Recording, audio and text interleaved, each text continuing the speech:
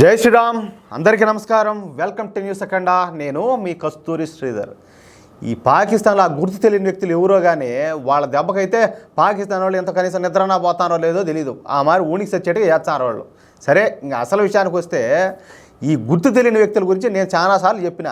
ఈ పాకిస్తాన్లో గుర్తు తెలియని వ్యక్తులు చేస్తున్నటువంటి గొప్ప గొప్ప ఘనకార్యాల గురించి మన న్యూస్ అఖండా ఫేస్బుక్ దాంట్లో అంతకుముందు ఆర్టికల్స్ ఇస్తా ఉన్నాం. అవి అయితే కొన్ని వందలు పెడతా ఉన్నా, రూని కాసి అన్ని కూడా కాదు, న్యూస్ వచ్చితే పెట్టడమే ఆ మారి పంపిస్తా ఉన్నాం అనమాట. గత 2 సంవత్సరాల కాలం నుంచి ఇప్పటి వరకు పాకిస్తాన్లో దాదాపు 34 మంది ఈ తీవ్రవాద నాయకుల్లో, ఈ తీవ్రవాద కమాండర్లు హతం అయిపోయినారనమాట. ఈ 34 మంది మరణించింది కూడా ఈ గుర్తు తెలియని వ్యక్తుల చేతిలోనే కావడం గమనార్హం. తెలుసు మీకు రాకుమారుల గురించా? రాకుమారులు ఎవరో తెలియదు మీకు? సరేలే. అయితే 34 మందిని ఈ గుర్తు తెలియని వ్యక్తులు లేపేసినప్పటికీ కూడా ఆ 34 మందిలో 4 తప్పించి మిగిలిన వాళ్ళందరూ కూడా తీవ్రవాదులు కావడం ఇక్కడ మరో విశేషం అనమాట. వీళ్ళందరికీ ఉన్న కామన్ ఎజెండా ఏంటంటే భారతదేశాన్ని నాశనం చేయడమే.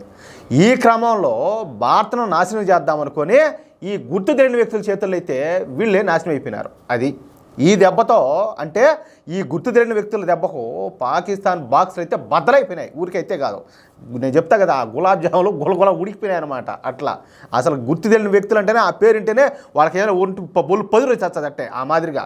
అసలు భయం అంటే ఏందో మొదటిసారి పాకిస్తాన్ రుచి చూసిందనమాట వీళ్ళ వల్ల. అయితే ఈ మధ్య పాకిస్తాన్ అయితే బాగా ఓవర్ యాక్షన్ చేస్తుంది.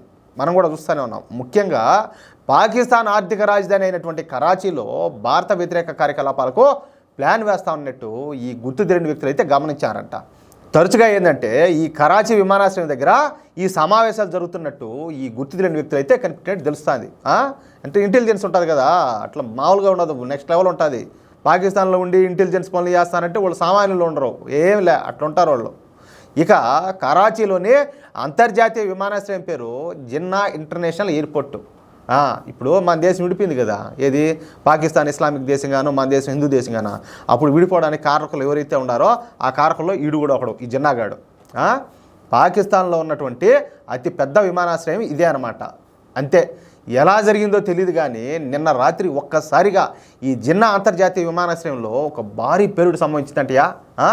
రాత్రి సరిగ్గా 10:30 గంటలకు కరాచీలోని జిన్నా అంతర్జాతీయ విమానాశ్రయం బయట ఒక భారీ పేలుడు అయితే జరిగినట్టు తెలుస్తుంది. దీంతో ఒక్కసారిగా బెదిరించేటువంటి ఈ పాకిస్తాన్ ఆర్మీ, అదేవిధంగా పాక్ గూఢాచార సంస్థ అయినటువంటి ISIలో కరాచీ నగరంలో హై అలర్ట్ అయితే ప్రకటించారు. ఇంకేం జరగబోతుందో, ఏం చేస్తారో వీళ్ళు అన్నట్టు భయపడిపోయి. అయితే ఇక్కడ అసలు విషయం ఏంటంటే కరాచీ విమానాశ్రయంలోకి చైనా మిలిటరీ అధికారులు, చైనీస్ గూఢాచారులు, అంటే వాళ్ళు పైకి ఏంది తెలిసిన, పైకి ఇంజనీర్లు అని చెప్తారు కానీ వాళ్ళు చైనాకు సంబంధించిన గూఢాచారులు అనమాట.